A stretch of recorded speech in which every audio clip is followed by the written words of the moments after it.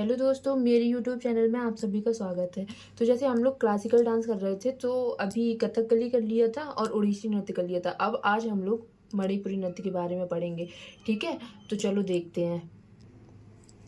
देखो, यह वैष्णव संप्रदाय से संबंधित है। मणिपुरी नृत्य वैष्णव संप्रदाय से संबंधित है और इसमें प्रमुख किरदार कौन है? राधा श्री कृष्ण है। जिसमें राधा, अब इसमें वेशभूषा देखो, राधा कठोर घाघरा और घूंघट करती हैं। आप लोगों ने देखा होगा कि जो मणिपुरी में अभी भी डांस होता, सॉरी, शादी होती है ना, तो शादी में भी दुल्हन ऐसी पहनती है, कठोर घाघरा होता है और घूंघट करती है।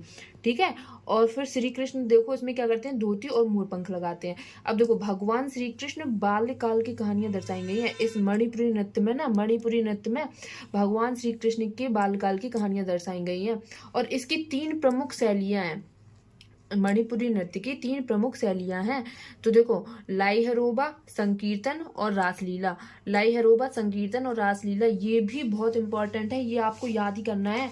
लाई हरोबा, संकीर्तन और रासलीला। अब देखो, जो है ना, ऐसे क्वेश्चन अब कैसे पूछा जाएगा, जो ये रासलीला है ना, कि ये रासलीला का संबंध कौन सी नृत्य से है, ऐसे क्वेश्चन आता है। ये काफी बार पूछा गया कि रासलीला का संबंध कौन सी नृत्य से है, तो आप बता सकते हैं कि रासलीला का संबंध मणिपुरी नृत्य से है। और इस नृत्य के संचालन को संकीर्तन कहा जाता है। ठीक है, इस नृत्य के संचालन को क्या कहा जाता है? संकीर्तन। तो क्या हो गया कि इसकी प्रमुख शैलियां हैं लाई हरोबा, संकीर्तन और रासलीला। अब देखो, मणिपुरी नृत्य रासलीला को पहली बार, जो ये मणिपुरी नृत्य है ना, तो इस नृत्य को पहली बार 1779 में निंगथो चिंगथांग खोबा ने शुरू किया था। किसने शुरू किया था? निंगथो चिंगथांग खोबा ने शुरू किया था। तो इसमें ऐसे ही नाम आते हैं, इसमें सिंपल नाम नहीं आएंगे। तो ये आप याद रखना कि मणिपुरी नृत्य रासलीला, जो मणिपुरी नृत्य रासलीला है ना, इसको पहली बार 1779 में निंगथो चिंगथोंग खोबा ने शुरू किया था। और इस नृत्य के सामूहिक संचालन को क्या कहते हैं? संकीर्तन कहते हैं। मैंने अभी आपको बताया था ना थोड़ी देर पहले यहाँ पे कि ये संकीर्तन, तो कि इस नृत्य के सामूहिक संचालन को क्या कहते हैं? संकीर्तन कहते हैं। ये बहुत इंपॉर्टेंट है, ये आपको याद रखना है। तो इस नृत्य का अनिवार्य तत्व, मणिपुरी नृत्य का अनिवार्य तत्व क्या है? तो ये है पुंग। देखना, मैं आपको लिख के बताती हूँ। पुंग, चोलम या ढोल है। ठीक है, इसको भी याद रखना, ये भी बहुत इंपॉर्टेंट है, अभी आगे मैं बताऊंगी। तो इस नृत्य का अनिवार्य तत्व क्या है? पुंग, चोलम, ढोल है। इस नृत्य का अनिवार्य तत्व क्या है? पुंग, चोलम, ढोल है। इसको बहुत याद रखना। अब देखो, इस नृत्य के 2 मुख्य भाग है। जोगोई, जो ये रासलीला दिखाता है, चोलम जो तांडव रूप दिखाता है। ठीक है, तो इस नृत्य के 2 मुख्य भाग हैं, जोगोई और चोलम। अब देखो, जो ये जोगोई है ना, ये फीमेल करती हैं और जो ये चोलम है वो मेल करते हैं। जोगोई महिलाओं के द्वारा किया जाता है और चोलम पुरुष के द्वारा किया जाता है। ये भी याद रखना, ये भी बहुत इंपॉर्टेंट है। तो ये आप याद रखना, जोगोई और चोलम, इस नृत्य के 2 मुख्य भाग हैं। ठीक है, जोगोई और चोलम।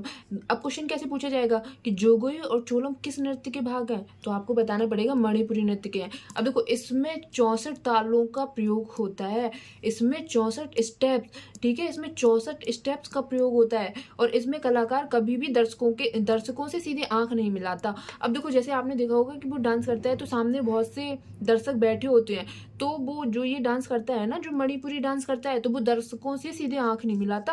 अब देखो, अब ये नोट है, ये बहुत ज्यादा इंपॉर्टेंट है, बहुत बहुत बहुत, इसको आपको जरूर याद करना है। ठीक है, तो ये बहुत इंपॉर्टेंट है। गुरु रविन्द्रनाथ टैगोर ने शांति निकेतन, पश्चिम बंगाल, वेस्ट बंगाल में मणिपुरी नृत्य का प्रदर्शन करवाया था। ठीक है, तो गुरु रविन्द्रनाथ टैगोर ने शांति निकेतन, पश्चिम बंगाल में मणिपुरी नृत्य का प्रदर्शन करवाया था। ठीक है, ये आप याद रखना, ये बहुत इंपॉर्टेंट है। तो ये मैंने आपको सारा मणिपुर के बारे में बताया था। अब मैं इनके प्रमुख कलाकार आपको बताती हूँ। ठीक है, तो आप ये प्रमुख कलाकार देखो, और जो अगर हो सकेगा तो मैं ट्रिक से याद करवाऊंगी, वरना आप याद करने की कोशिश कीजिए। तो देखिए, अब मणिपुरी नृत्य के प्रमुख कलाकार के बारे में, तो ये झाबेरी बहन इसमें आती हैं। बताओ, ये झाबेरी बहन है, इन्होंने रंजना, दर्शना, सुवर्णा, नैना, ये चारों बहन है, इन्होंने ये मणिपुरी नृत्य किया। ये कोई ऐसे वैसे नृत्य नहीं होते कि किसी ने भी कर दिया इसको। इसमें मैंने आपको स्टार्टिंग में ही बताया था ना कि एकदम फिक्स पैटर्न में होता है कि ऐसे करना है तो ऐसे ही करना, मतलब एक इसका फिक्स पैटर्न होता है, इसको कैसे भी नहीं कर सकते। तो ये झाबेरी बहन, इन्होंने किया ये मणिपुरी नृत्य। रंजना झाबेरी बहन बहुत आती है कि झाबेरी बहन कौन सी नृत्य में है, तो आपको बताना पड़ेगा, मणिपुरी नृत्य में है। और झाबेरी बहन के नाम भी याद रखिए, रंजना, दर्शना, सुवर्णा और नैना। ठीक है, अब ये बहनें हैं ना, इनको ये नृत्य सिखाया किसने था? गुरु बिपिन सिंह ने। ठीक है, इनको ये नृत्य गुरु बिपिन सिंह ने। अब मैं आपको याद करवाने की कोशिश करती हूँ, तो आप वो देखिए। ठीक है, तो इनको किसने नृत्य सिखाया? गुरु बिपिन सिंह ने। अब देखो, अब ये है ना रंजना, दर्शना, सुवर्णा, नैना, तो ये देवी का रूप है। क्या है? देवी का रूप। तो देखो, आप पहले चारों माथुर याद कर लेना। अब मैं आपको देवी, जो झाबेरी बहन है, तो बहन है तो वो देवी का रूप होती, तो ऐसे याद रखो। एल बिनो सिंह, बिम्बावती देवी, अखम लक्ष्मी देवी, रीता देवी, एस न्योसखी देवी, लता साना देवी और पी रीपा देवी। तो देखो, इन सभी के नाम की लास्ट में देवी देवी आ रहा है ना, तो आप ऐसे ही याद रखना कि जो बहन है ना, वो देवी का रूप होती है, देवी का रूप होती है। देखो, सभी के नाम में पीछे देवी आ रहा है, देवी देवी देवी। आप इनको 3 से 4 बार पढ़ना, आपको पक्का याद हो जाएगा। चलो मैं आपको एक बार और पढ़ के बता देती हूँ। चारू माथुर, एल्बिनो देवी, बिम्बावती देवी, अखम लक्ष्मी देवी, रीता देवी, एस न्योसखी देवी, लता साना देवी और पी रीपा देवी। अब देखो, यहाँ पे है गुरु। अब देखो, गुरु गुरु यहाँ पे भी आए थे ना, गुरु और सिंह से याद रखो, गुरु और सिंह से याद रखना कि देखो, इनको सिखाया था गुरु बिपिन सिंह ने सिखाया था। और फिर आ गए गुरु अमली सिंह, गुरु अमूवी सिंह और राजकुमार सिंधजीत सिंह। तो ये हम लोगों का मणिपुरी नृत्य था, जो मैंने आपको बताया है। ठीक है, अब मैं एक बार आपको फिर से रिवाइज करवा देती हूँ। तो देखो, मैंने सबसे पहले क्या बताया, मणिपुरी नृत्य। यह वैष्णव संप्रदाय से संबंधित है और इसके प्रमुख किरदार क्या है? राधा श्री कृष्ण। राधा श्री कृष्ण ने किया है। और इनका वेशभूषा क्या होता था? राधा कठोर घाघरा और घूंघट करती थी और श्री कृष्ण धोती और मोरपंख लगाते थे। ठीक है, ये आप याद रखना। भगवान श्री कृष्ण के बाल्यकाल की कहानियां इसमें दर्शाई गई हैं। मतलब इस वाले नृत्य में क्या होता है कि, तो इसमें क्या हुआ कि बालकाल की, जो कान्हा जी है ना, उनके बालकाल की कहानियां बताई गई हैं कि वो कैसे माखन चुराते थे, कैसे क्या करते थे, पूरा मतलब उनके बाल्यकाल का बताया गया है इसमें। और इसकी 3 प्रमुख शैलियां हैं, जो मैंने आपको बताया था, लाई हरोबा, संकीर्तन और रासलीला। मणिपुरी नृत्य रासलीला को पहली बार 1779 में निंगथो चिंगथोंग खोबा ने शुरू किया। इस नृत्य के सामूहिक संचालन को क्या कहते हैं? संकीर्तन कहते हैं। और फिर क्या बताया था? इस नृत्य का अनिवार्य तत्व क्या है? पुंग, चोलम, ढोल। इस नृत्य के 2 मुख्य भाग हैं, जोगोई रासलीला। चोलम मतलब तांडव रूप, ये फीमेल ने किया था और ये मेल ने किया था, मतलब ये पुरुषों द्वारा किया गया था और ये महिलाओं द्वारा किया गया था। अब देखो, इसमें तो मैंने आपको ये बता दिया कि इस नृत्य के 2 मुख्य भाग हैं, जोगोई, चोलम। तो जोगोई फीमेल के द्वारा किया जाता है, महिलाओं के द्वारा किया जाता है, और चोलम मेल के द्वारा, पुरुषों के द्वारा किया जाता है। अब देखो, इसमें 64 ताल, 64 स्टेप्स का प्रयोग होता है। इसमें कलाकार कभी दर्शकों से सीधे आंख नहीं मिलाता, ये भी मैंने आपको बता दिया। और ये आप बहुत याद रखना, गुरु रविन्द्रनाथ टैगोर ने शांति निकेतन पश्चिम बंगाल में मणिपुरी नृत्य का प्रदर्शन करवाया था। ये बहुत बहुत बहुत ज्यादा इंपॉर्टेंट है, तो इसको आप याद रखिए। अब देखो, मैं आपको मणिपुरी नृत्य के कलाकार को एक बार और बता देती हूँ। देखो, तो इसमें सबसे पहले आती है झाबेरी बहन। तो झाबेरी बहन का नाम क्या है? रंजना, दर्शना, सुवर्णा, नैना। फिर उनके गुरु बिपिन सिंह। अब देखो, मैं आपको और भी इनको एक बार पढ़ के बता देती हूँ। चारू माथुर, एल बिनो देवी, बिम्बावती देवी, अखम लक्ष्मी देवी, रीता देवी, न्योसखी देवी, लता शाना देवी, पी रीपा देवी। और फिर क्या है? गुरु अमली सिंह, गुरु अम्बुबी और राजकुमार सिंहजीत सिंह। ठीक है, तो ये हम लोगों का मणिपुरी हुआ, मणिपुरी नृत्य हुआ। अब मैं आपको दूसरे नृत्य के बारे में पढ़ाती हूँ। अभी आपको मणिपुरी नृत्य के बारे में बताया था, अब मैं आपको कथक के बारे में बताऊंगी। ठीक है, तो अब आप कथक के बारे में देखिए। तो देखो, अब कथक का अन्य नाम क्या है? नटवरी या कथाकारों का नृत्य, क्योंकि ये कथा से लिया गया, कथा, इसमें कथाएं होती हैं, इसलिए इसका नाम भी कथक पड़ा। तो देखो, इसका अन्य नाम क्या है? नटवरी और कथाकारों का नृत्य। यह राधा कृष्ण की कथाओं पर आधारित है। मैंने आपको बताया ना कि ये कथाओं वाला है, इसमें कथाएं होती हैं, तो यह राधा कृष्ण की कथाओं पर आधारित है। इस नृत्य में गोल गोल घूमा जाता है और घुंघरू पहनना अनिवार्य होता है। देखो, जो कथक नृत्य करते हैं ना, जो कथक के कलाकार होते हैं, तो उन्हें गोल गोल घूमना अनिवार्य होता है और वो घुंघरू पहनना भी अनिवार्य है। अब देखो, जो कथक है उसके प्रमुख घराने, ये बहुत ज्यादा इंपॉर्टेंट है, इसको आप जरूर देखिए और याद करने की कोशिश कीजिए। जो प्रमुख घराने हैं ना, तो कथक, तो आप इसके प्रमुख घराने देखिए। जयपुर घराना, लखनऊ घराना, बनारस घराना ये सबसे पुराना घराना है। ठीक है, फिर आएगा रायगढ़ घराना। तो इसको आप जरूर याद करिए, ये कथक के प्रमुख घराने हैं जो बहुत इंपॉर्टेंट है, इसको आप एक बार देख लेना। अब देखो, एकमात्र शास्त्रीय नृत्य जिसमें मुस्लिम संस्कृति की भी झलक दिखाई देती है। देखो, कथक एकमात्र ऐसा शास्त्रीय नृत्य है जिसमें मुस्लिम संस्कृति की भी झलक दिखाई देती है, इसको भी आप याद करने की कोशिश कीजिए। तो मैंने आपको ये थोड़ा बहुत कथक के बारे में बताया। ठीक है, अब मैं आपको इसके शास्त्रीय जो जो इसके प्रमुख कलाकार है ना उसके बारे में बताऊंगी। तो ये सब था, आपको थोड़ी बहुत जानकारी थी कथक के बारे में। अब मैं आपको प्रमुख कलाकार के बारे में बताऊंगी। तो देखो ये है कथक के प्रमुख कलाकार।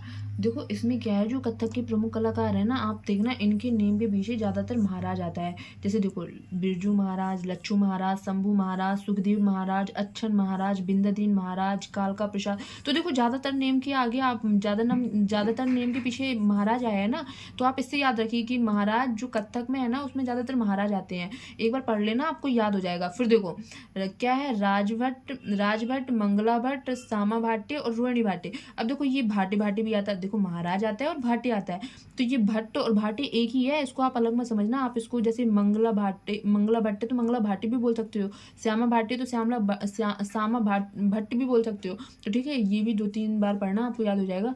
राजभट्ट, मंगला भट्ट, सामा भाटे और रोहिणी भाटे। अब देखो अब फिर ये है शोभना नारायण, मालविका सरकार और चंद्रलेखा।